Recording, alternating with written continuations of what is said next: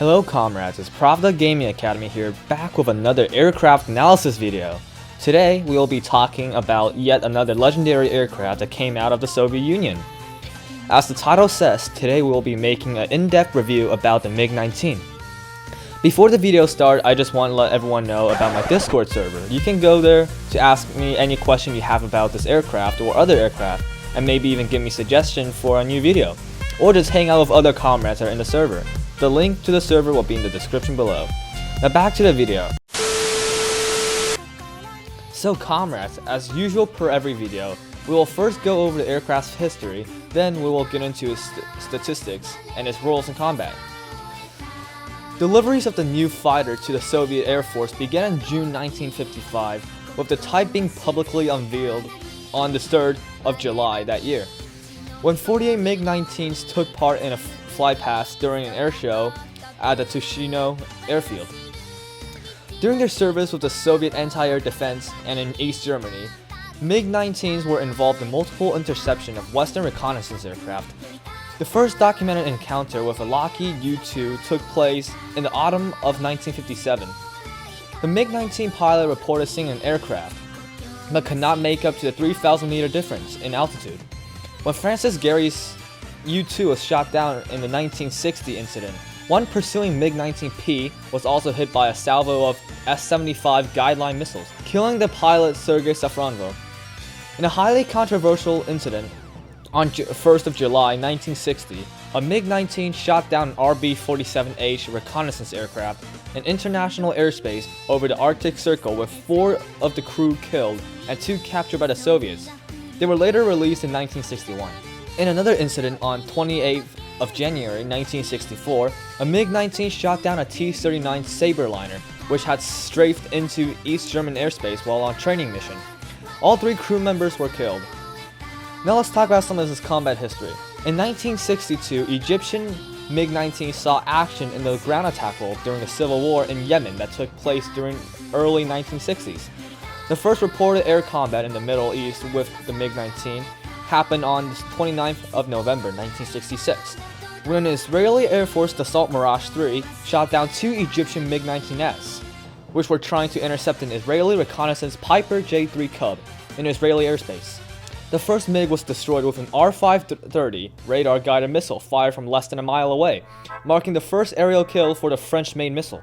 The second MiG-19 was dispatched with cannon fire. Around 80 MiG-19s were in service with Egypt during the Six-Day War.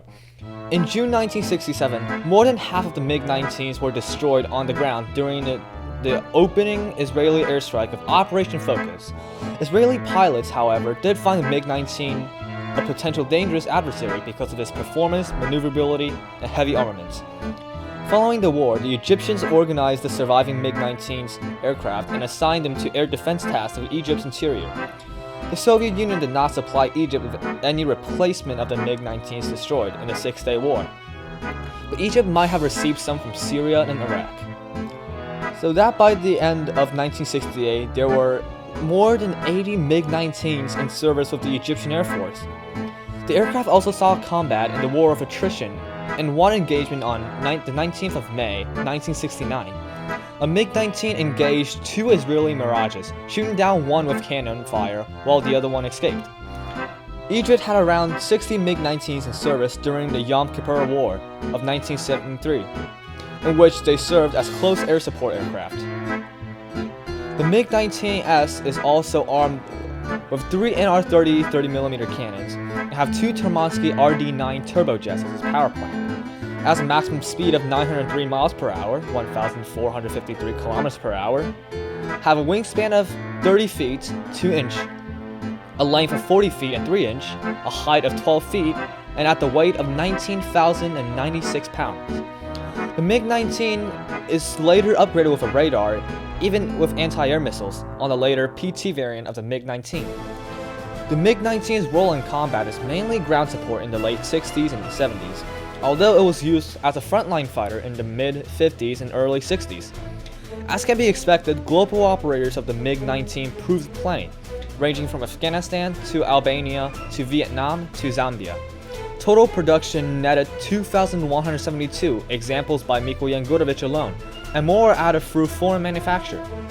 The line was beginning to phase out as soon as the early 1960s, for the MiG-21 fishbed was coming online in numbers. The fishbed continued the long storyline of the MiG-21 jet-powered fighters that began in the post-World War II period, and this form numbered 11,496 in total production. Service entry came in 1959 with the MiG-21 F model, and the line introduced a slew of advancements over its swept-wing predecessors. The MiG-21 retained the nose-mounted intakes seen in early MiG fighters, but installed a shock cone for high-speed, high-performance flight, and its fuselage took a deeper, straighter appearance. 60 countries went on to deploy it, and straight-line performance reached Mach 2 through a single Termansky R-25 engine with afterburner. For more info on the MiG-21, you can watch my last video where I also made an in-depth review on the MiG-21. You can watch the video through here. MiG-19 still equips some second-rate air service in the world, while other customers have retired or sold off their stock in favor for more modern solutions like the MiG-29 Fulcrum series, or the dependable MiG-21 fishbed line. In either case, the fighting peak of the MiG-19 is clearly behind it. And that, comrades, is the MiG-19. I hope y'all learned something from this video, and I will see you guys next time.